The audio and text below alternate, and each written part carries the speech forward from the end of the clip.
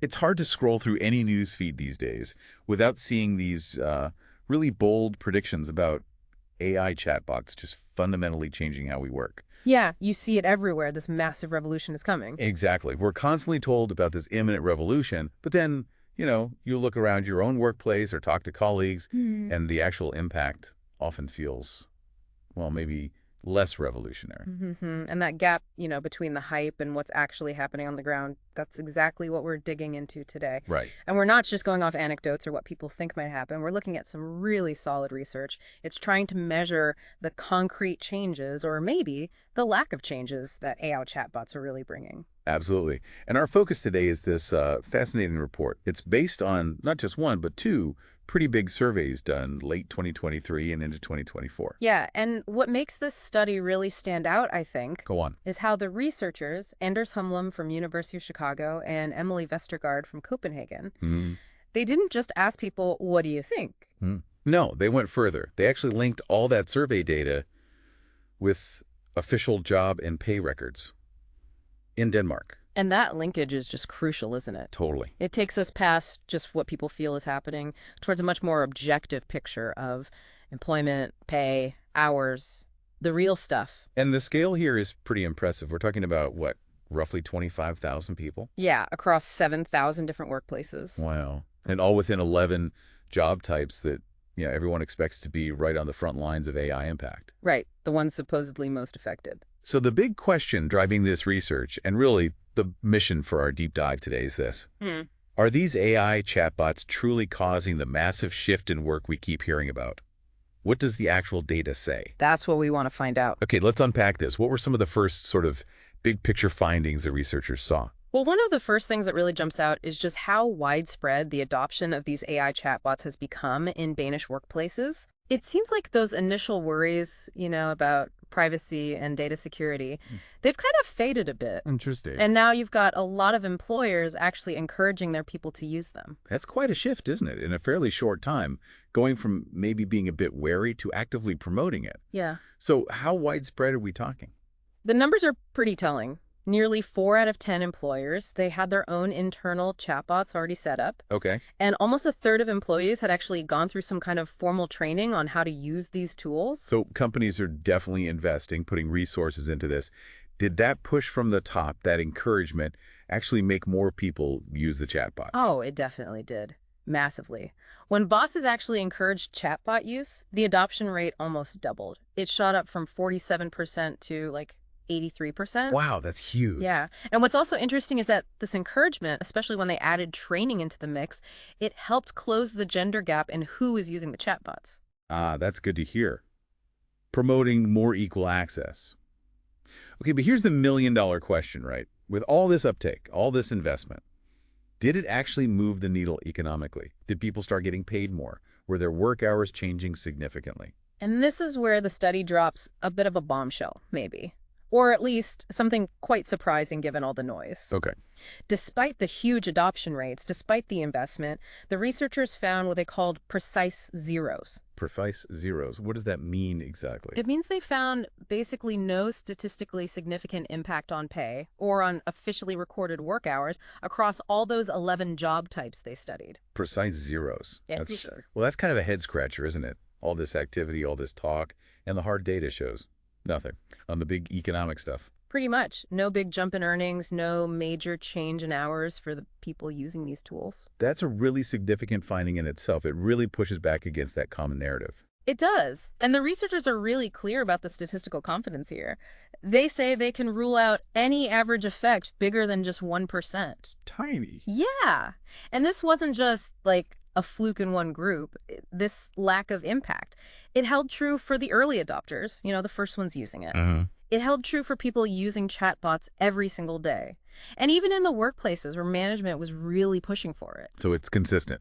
Doesn't matter how much you used it or how much the company encouraged it, the pay and hours didn't really shift. What about looking at the companies overall? Did the ones using chatbots heavily look different in terms of hiring or overall wages or keeping staff compared to ones using them less? Nope.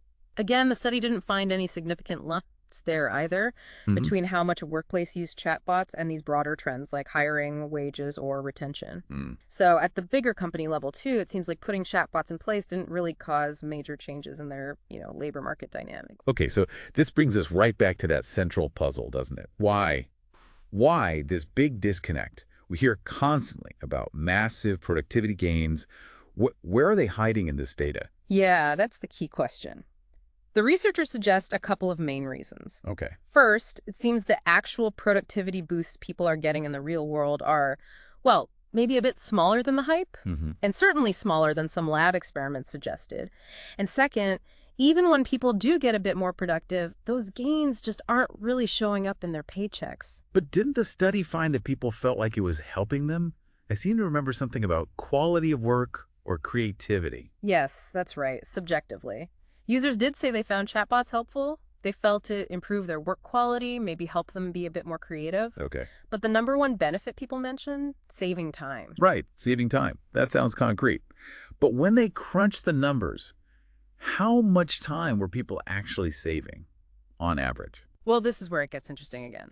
On average, the calculation was that chatbot users saved about 2.8% of their total work hours. 2.8%. Yep, 2.8%, which is, well, it's not nothing, but it's a long way from the 15%, 30%, even 50% productivity jumps you sometimes see reported in those controlled lab studies. Wow, that is a huge difference. Why such a big gap between the lab findings and what's happening in, actual messy workplaces? Well, there are probably a few things going on. Lab studies often focus on really specific tasks where chatbots are known to be good, right? Like writing code or basic customer service answers. Makes sense. This study looked at a much broader range of jobs. It included teachers, for example, where maybe the immediate productivity gain from a chatbot isn't quite as obvious or large. Okay. But here's something else really fascinating.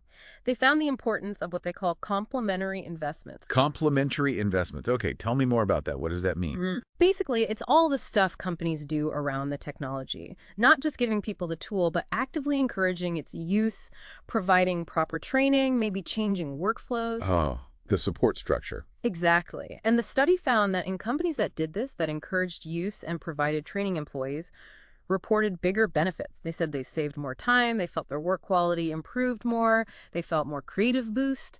Right. And this, for me, is a huge takeaway. The tech itself isn't some kind of magic bullet. No.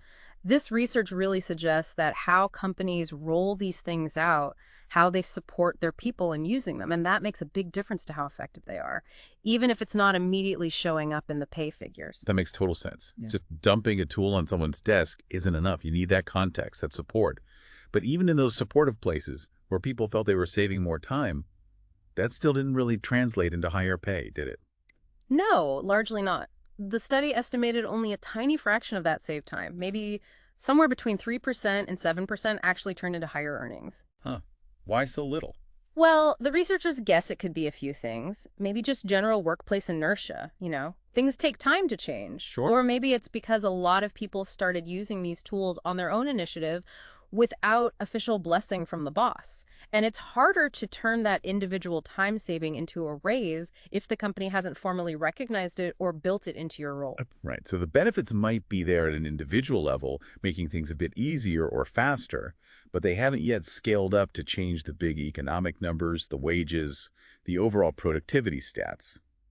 Okay, now, there's another really interesting bit in the report, this idea that AI isn't just making old tasks faster, it's creating new tasks. Yes, this was a really insightful part of the research, I thought. Tell us about that. It shows that these chatbots aren't just optimizing what we already do, they're actually leading to new kinds of work cropping up. Around 17% of the people using chatbots said they'd taken on new work duties. 17%. Yeah, and mostly these were entirely new types of tasks, not just variations of old ones. And was this happening more in those companies that were actively pushing chatbot use? Exactly. It seems when companies really invest and encourage people to experiment, it kind of opens the door for finding new ways to use the AI, which then creates new tasks. That makes sense. And interestingly, it wasn't just the chatbot users. About 5% of people not directly using chatbots also said they had new tasks because of AI in their workplace. Oh, really? Like what?